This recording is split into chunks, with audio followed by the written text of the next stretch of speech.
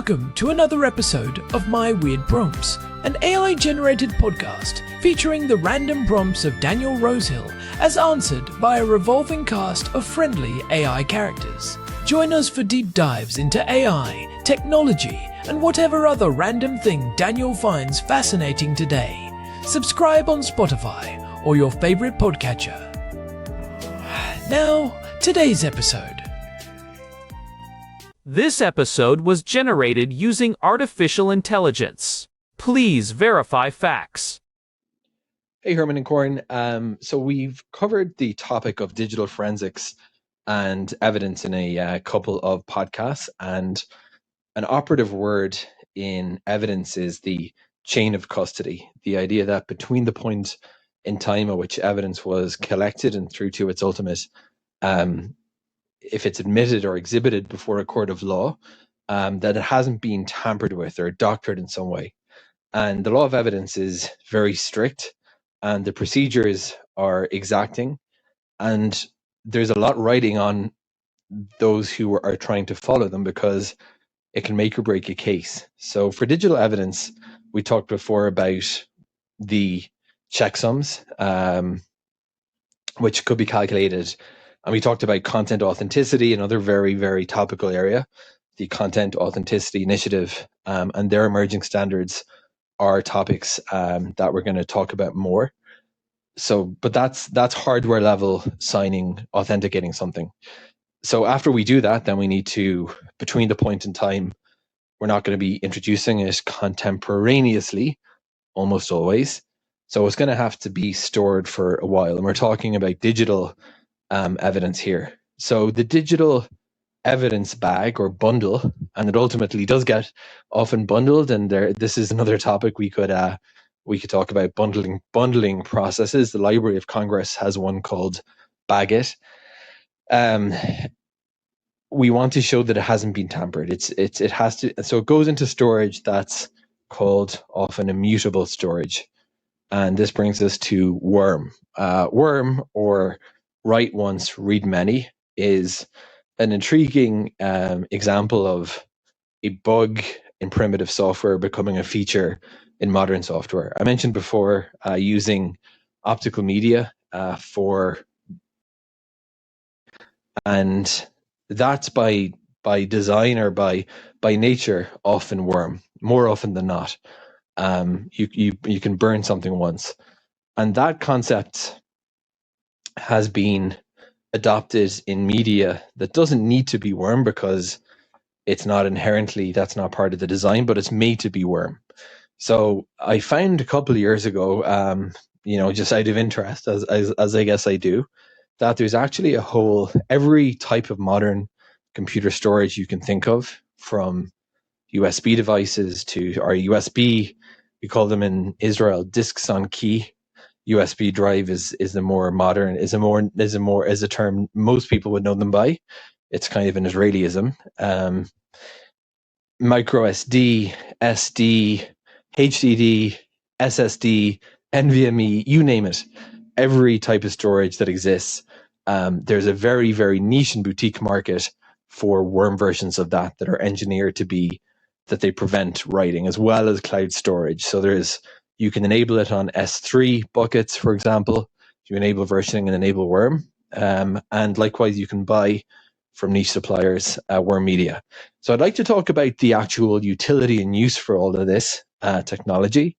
I mentioned evidence as kind of one area, but we also see it, I think, in financial auditing, where you have certain industries that are beholden to particular standards for how they manage data, including the medical, the world of medicine, electronic medical records. And even in those cases, there is a requirement often for immutability. And strangely enough, the hero becomes something called worm. So Herman and Corn, I'd love to chat today about the continued existence of worm media, who's actually buying this, and how do we verify if something says it's worm, that it really is tamper-proof, because they wouldn't be selling this stuff if it wasn't, I'm sure, legally verifiable that no one's tampered with it. But it's almost like adding, well, it is actually It's adding a feature to the normal functionality of the hardware that doesn't need to be there, which is actually kind of an intriguing concept. It's literally removing a very normal and useful feature in order to do something quite specific. So Herman and Corn, let's talk about worm storage in 2026. Over to you. Hey Herman, welcome back to the table. It is another beautiful day here in Jerusalem, though I think the winter chill of early 2026 is finally starting to creep through the stone walls of the house. It certainly is, Corn. Herman Poppleberry here, and I have actually been wearing 2 pairs of socks all morning just to keep my hooves warm while I was reading through the latest research papers. But honestly, the prompt Daniel sent us this morning warmed me right up. It is right in my wheelhouse. I saw that. Daniel was asking about WORM technology. You know, it is funny because I usually think of a worm as something that slowly wiggles through the garden, but in the world of data, it is actually about speed and permanence. Or rather, the lack of change. Write once, read many. Exactly. And it is such a fascinating contradiction in our modern digital world. We spend so much time talking about how data is fluid, how it is constantly updated, synced, and versioned. But WORM technology is the exact opposite. It is the digital equivalent of carving something in stone. Once those bits are set, they are essentially unchangeable. It feels almost rebellious in 2026, doesn't it? In an era where we can use generative artificial intelligence to alter photos, videos, and even historical records in seconds, having a technology that says, no, this is exactly what happened, and it can never be changed, feels more important than ever. You hit the nail on the head. That is precisely why the utility of WORM has exploded recently. Daniel mentioned digital forensics in the chain of custody, which we have touched on in previous episodes, but the scope of this is just massive now. It is the backbone of trust in a world where trust is becoming a very rare commodity. So, let's start with the basics for a second, because I think people might confuse this with just a read-only file. If I right-click a file on my computer and select read-only, that is not WORM, right? Not even close, Corn. A read-only attribute in an operating system is like a polite sign that says, please do not touch. But anyone with administrative privileges can just ignore the sign and change the file anyway. True WORM technology happens at the hardware or the deep system level. It means the physical ability to overwrite that specific sector of the storage medium is either physically destroyed or cryptographically locked away by the controller itself. I remember when we talked about optical media back in episode 308. We were discussing how a laser actually burns a physical pit into the surface of a CDR or a DVD-R. That is the classic example, right? Once the pit is burned, you can't unburn it. That is the gold standard of hardware, WORM. It is a physical change to the material, but as Daniel pointed out, we have moved way beyond shiny silver discs. Today, we are seeing WORM implemented in SD cards, solid-state drives, and even in the cloud. Companies like Swissbit are leading the way here, creating industrial-grade SD cards where the firmware itself acts as a gatekeeper. That is the part that gets me. How do you do that with a flash drive or an SD card? Because there is no laser involved there, it is all just electrical charges in silicon. It is really clever. In a WORM-enabled SD card or USB drive, the controller inside the device is programmed at the factory. When a block of data is written, the controller essentially blows a virtual fuse for that block.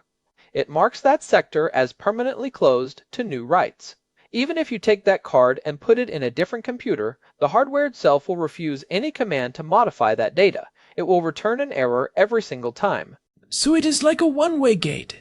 But I imagine that creates some interesting challenges for the people actually using it. If you make a mistake while writing the data, is that it? Is the drive just ruined? Pretty much. That is why the software that handles the writing process has to be incredibly robust.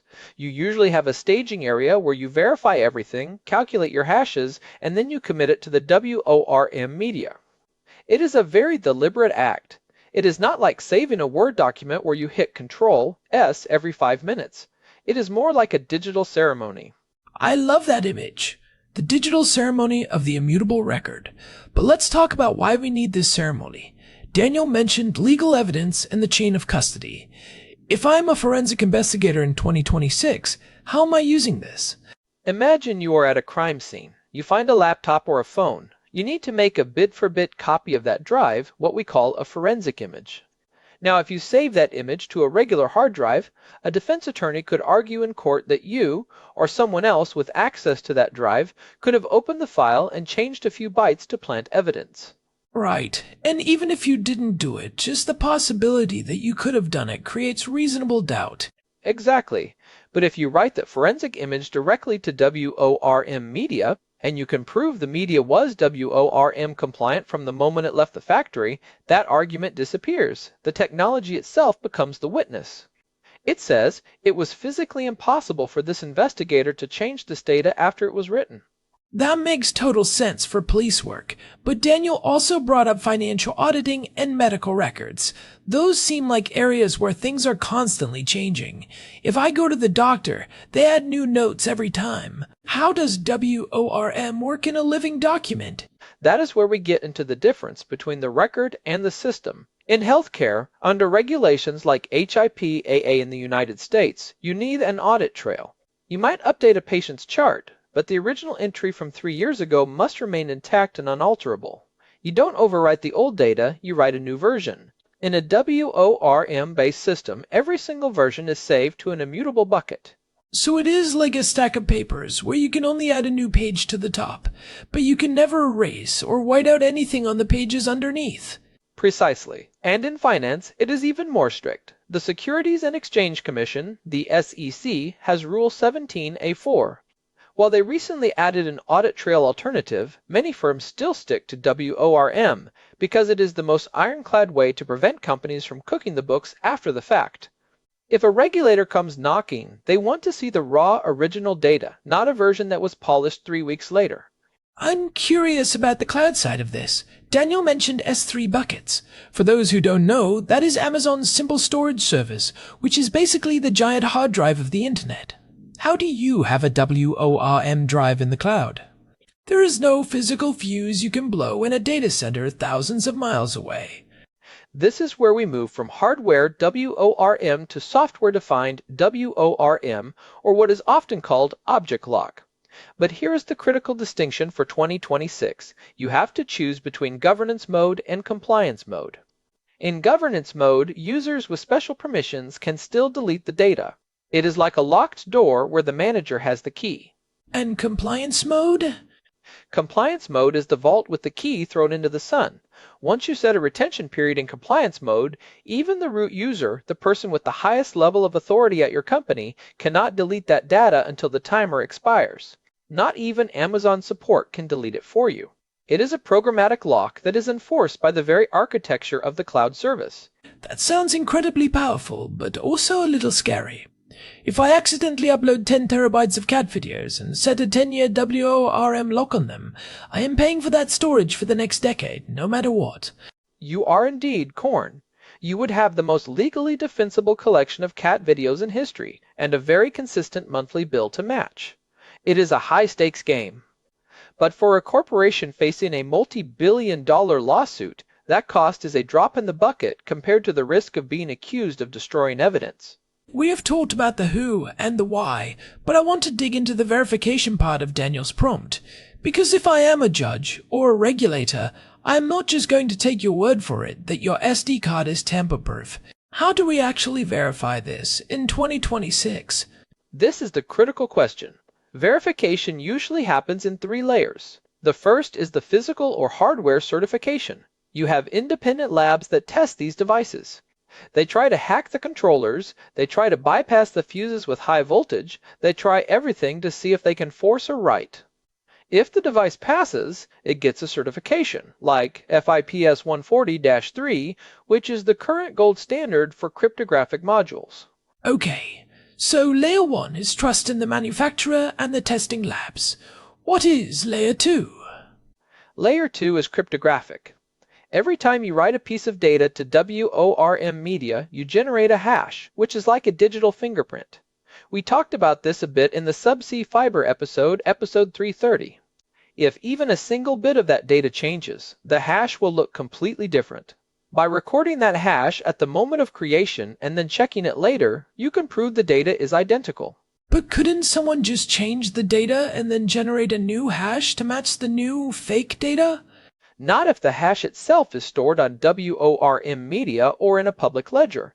This is where some people are using blockchain technology as a timestamping service. If you take the hash of your forensic image and you publish it to a source that everyone can see and that no one can change, you have created a permanent anchor. And what is the third layer? The third layer is the firmware level. Many modern WORM devices use something called signed firmware. The device will only run code that has been digitally signed by the manufacturer. This prevents a hacker from loading a custom operating system onto the SD card that would allow them to bypass the write protection. It is defense in depth. It is like having a safe that is inside a vault, and the vault is at the bottom of the ocean. Which brings us to the future of WORM. Why is this so relevant right now, in January of 2026? 2 words, corn, ransomware, and AI. We have seen ransomware attacks get so sophisticated in 2025, they don't just encrypt your files anymore, they go after your backups first. They find your backup server, they delete everything, and then they encrypt your main system so you have no choice but to pay. WORM is the only thing that stops that delete command. And what about AI? How does WORM help there? This is the big trend for 2026 data provenance. We are seeing these massive lawsuits about AI models being poisoned by bad data or infringing on copyrights. If you are building a model, you need a golden dataset, a human-generated ground truth that you can prove hasn't been tampered with by an adversary or another AAI. Storing your training data on WORM media ensures that your AI's education is verifiable and clean. It is about creating a ground truth. In a world of deepfakes and hallucinating AIs, we need a way to point to something and say, this is the original, unadulterated reality. It is funny, isn't it? We spent decades trying to make storage faster, smaller, and more rewritable, and now the most valuable feature we can offer is the inability to change. It is a total reversal of the digital trend. It reminds me of that old saying, that the more things change, the more they stay the same. Except, in this case, the more things change, the more we need them to stay exactly the same. So, Herman, for someone listening who wants to use this, how accessible is it? It is actually becoming surprisingly accessible. You can buy WORM-enabled SD cards from industrial suppliers like Swissbit right now.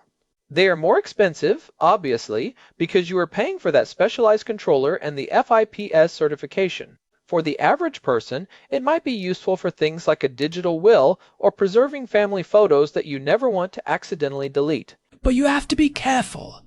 WORM is a commitment. If you put your photos on a WORM drive and then you realize you want to crop one of them, you can't save the changes back to that drive. You have to start over on a new piece of media. It really forces you to be intentional. I think that is a good thing. We live in such a disposable digital culture. WORM is the digital equivalent of film photography. You have a limited number of shots and they are permanent. I think there is a real psychological value in that. So, looking ahead with the rest of 2026, where do you see this going? Do you think WORM will eventually become the default for certain types of data? I think we're going to see it integrated into the hardware of our devices more deeply. Imagine a smartphone where the core operating system files are stored on a WORM partition at the factory. It would make it virtually impossible for malware to get a persistent foothold in the system, because the malware literally could not write itself into the boot sequence. It would basically end the era of the rootkit. That would be a massive leap for security. It feels like we are finally pouring concrete into the sand that the internet was built on. Herman, this has been a blast. I always learn something new when we dive into these technical rabbit holes. Same here, Corn. And thanks to Daniel for the prompt. It kept my brain busy enough to forget about my cold hooves for at least 20 minutes. Well, we should probably get some more wood for the fire then. To everyone listening, we really appreciate you spending your time with us. If you have been enjoying my weird prompts, please take a second to leave us a review on Spotify or wherever you get your podcasts. It genuinely helps other curious people find the show. It really does. And you can always find us at our website, myweirdprompts.com. We have the full archive there and a contact form if you want to send us a prompt of your own. Maybe your idea will be the focus of episode 336. We would love to hear from you. Until next time, keep asking the weird questions. Goodbye from Jerusalem. So Herman, about those 2 pairs of socks, are they WORM compliant? They are definitely right because once I put them on, I am not taking them off until the spring. Fair enough. Let's go find that wood. Lead the way, Corn. Lead the way. This episode was generated using Gemini Flash 3. Text-to-speech engine was Chatterbox Turbo. Thanks for listening to another episode of My Weird Prompts, an AI-generated podcast featuring Daniel Rosehill's AI prompts as answered by a revolving cast of friendly AI characters including me, Cornelius the Sloth. Subscribe on Spotify or visit myweirdprompts.com.